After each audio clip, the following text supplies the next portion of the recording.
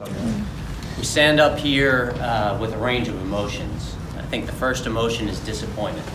Disappointment that we're not practicing this week for the Green Bay Packers, that we didn't achieve our goals that we set out when we opened training camp. And I think when you have a disappointing season, it's not just on the players and the coaches, it's also on the front office. And that starts with me, and I'm sorry to our fans, they give us tremendous support. I think the second part is a tremendous sense of pride. Pride in our coaching staff, pride in our players, because we sat up here about 4 years ago and introduced Coach Peterson, and we talked about building a team that could sustain success, that could be resilient, and I think we've seen that from our team.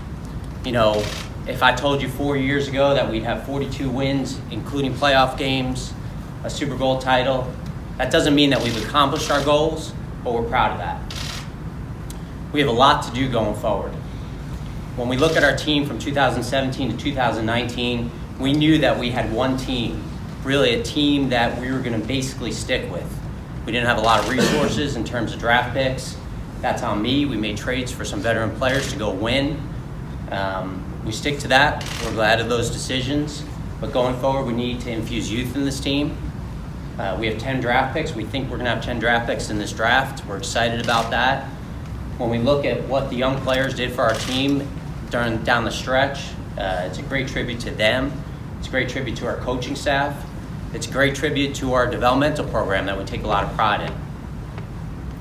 I think the last part is that we need to look at everything. We need to look at everything. We've started that process during the season. As a front office, we have that ability to do that while the coaches are preparing for games. One of the things that obviously has been an issue for us has been the injury situation. When we look at the last 3 years, in 2017 we were able to overcome it. The last 2 years, the injuries have really hurt our football team. Now there is a part of that is natural during the game. Injuries are going to happen, but we have to figure out a way to get better here. We can help from a front office perspective by looking at the players that we bring in. Hope is not a strategy when it comes to injuries. When you bring in guys that are injured, it obviously increases the risk that they'll get hurt again. We've hired a new chief medical officer.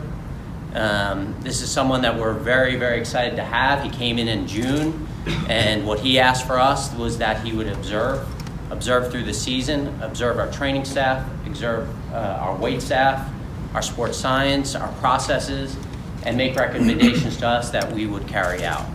So we're excited about that.